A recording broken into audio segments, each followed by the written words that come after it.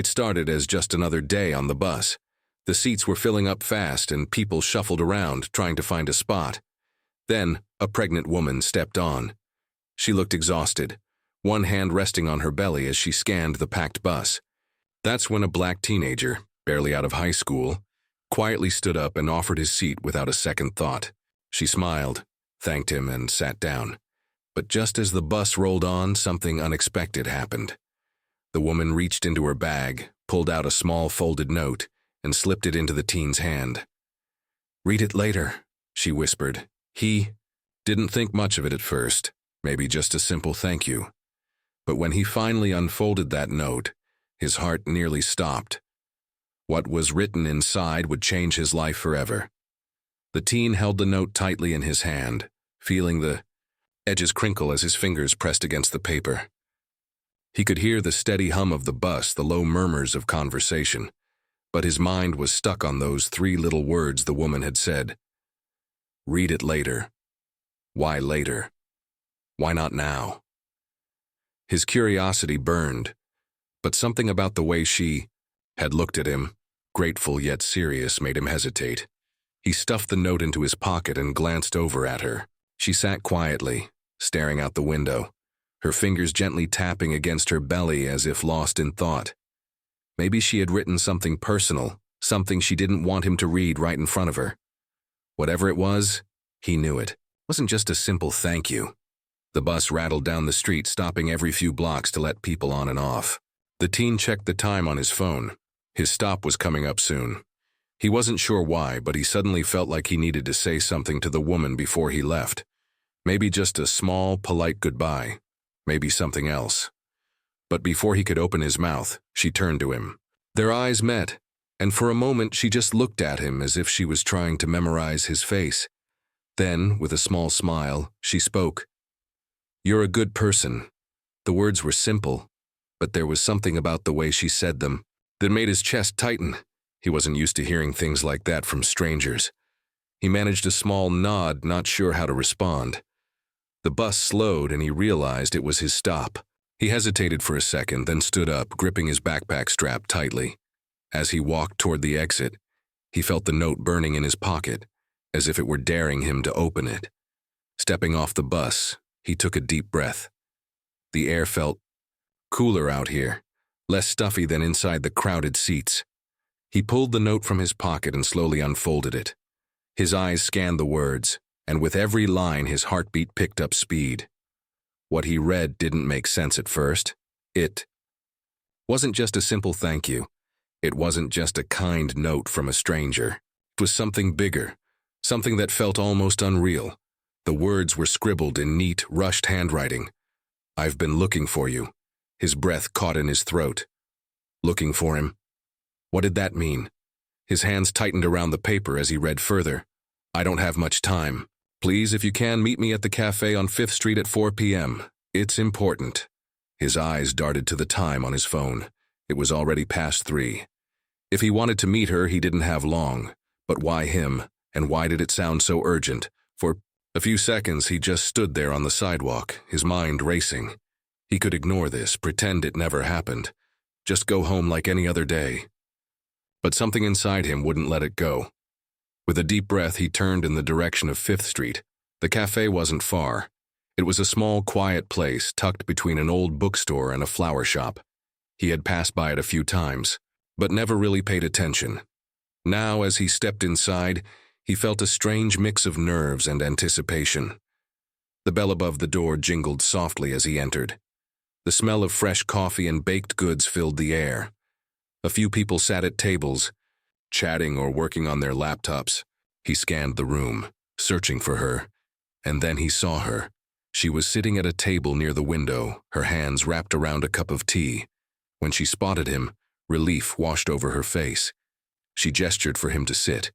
He hesitated before pulling out the chair across from her. Up close, he noticed she looked even more tired than before, like she hadn't slept in days. "Thank you for coming," she said softly. He nodded, still unsure what to say. He slid the note onto the table between them. "What does this mean?" She exhaled, her fingers tightening around the cup. "I don't know where to start," she admitted. but I need you to listen carefully." His heart pounded as she reached into her bag and pulled out an old, creased photograph. She placed it on the table and slid it toward him. "Do you know who this is?" He looked down at the picture. It was faded, but he could make out a man in a suit standing beside a woman holding a baby. Something about the image felt familiar, but he couldn't place it. He shook his head. "No," she swallowed hard. "That baby is you." A cold chill ran down his spine. He looked up at her, searching her face for any sign that this was some kind of joke. But she wasn't smiling. Her eyes were serious, almost desperate. "This doesn't make sense," he said, shaking his head. "I know," she said quickly, "but please just hear me out." She reached for the photograph, running her fingers over it as if lost in memory. "The man in this picture, he's someone very powerful, and if he knew I was talking to you, he'd do everything he could to stop it." The weight of her words settled on him like a heavy stone. He didn't know what was happening, but he could feel the tension thick in the air. "Who is he?" he asked, his voice barely above a whisper. She hesitated before answering. "He's a man with secrets, and one of those secrets is you." His pulse pounded in his ears. Nothing about this day had been normal, but this was something out of a movie. "What do you mean, a secret?" She leaned in, lowering her voice. "I mean, you were never supposed to know who he was, but you deserve to know the truth." His mind was spinning, trying to grasp what she was saying. If what she said was true, then everything he thought he knew about his life, his family, his past, might not be what it seemed. "I don't understand," he finally said. She sighed, looking out the window as if checking for someone. Then, with a deep breath, she turned back to him. "There's more," she said, "and it's bigger than you think." His hands clenched into fists under the table. He didn't know what was coming next, but he could already feel it. His life was about to change forever. The teen's heart pounded in his chest as he sat there, staring at the woman across the table. The air in the cafe suddenly felt thick, like the walls were closing in. He wanted to ask 100 questions at once, but his mouth felt dry. Nothing about this made sense.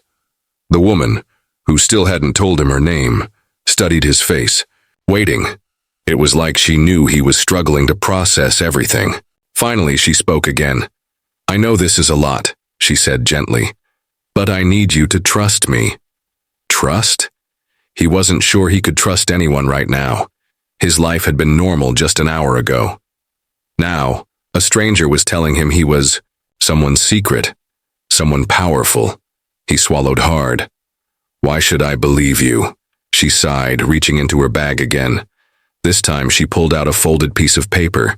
She unfolded it carefully, sliding it across the table toward him. He hesitated before picking it up. His eyes scanned the words, and as he read, his stomach twisted. It was a birth certificate. His birth certificate. But something was off. His last name was different. The father's name was listed as someone he had never heard of. And yet, something about it felt real, too real. He looked up at her, his fingers gripping the paper so tightly it almost crumpled. "What is this?" His voice was barely above a whisper. She met his gaze, her expression unreadable. "Proof." He shook his head, his mind racing. "This has to be a mistake. I wish it were." She sighed, rubbing her temples. "But it's not." He could feel his pulse in his fingertips as he set the paper down. "If this is real," he said slowly, trying to keep his voice steady, "then who am I really?" The woman glanced around the cafe, lowering her voice. "Your real father. He's not just some man, he's someone with influence, money, power. The kind of power that destroys people who ask too many questions." His stomach twisted. "Then why are you telling me this?" She hesitated. "Because you deserve to know the truth before it's too late." The words hung between them like a storm cloud. He could feel the weight of them pressing down on him. "Too late? Too late for what?" He exhaled sharply, running a hand over his face. "This is insane," he muttered. "You just expect me to believe that my whole life has been a lie?" She nodded slowly. I know it's hard to believe, but deep down, haven't you always felt like something was missing? The question hit him harder than he expected. He thought about all the times he had felt out of place, the moments that didn't quite add up. The way his mom would change the subject when he asked about his dad. The way certain things never seemed to fit. He clenched his jaw. If my father is so powerful, why hasn't he ever come looking for me? She hesitated before answering. Because he made sure no one would ever find you. A cold chill ran through him. The words felt final, like a door slamming shut. Looked back at the birth certificate, his mind spinning. If this was real, if what she was saying was the truth, then everything he thought he knew about himself was a lie. But before he could say anything else, the woman suddenly stiffened. Her eyes darted past him toward the window.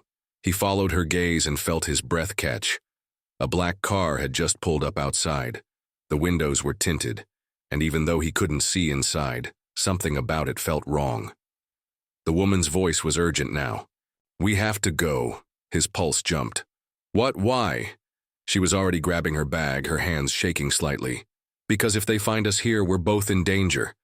He didn't understand what was happening, but one thing was clear. This wasn't just a story. It wasn't some strange coincidence.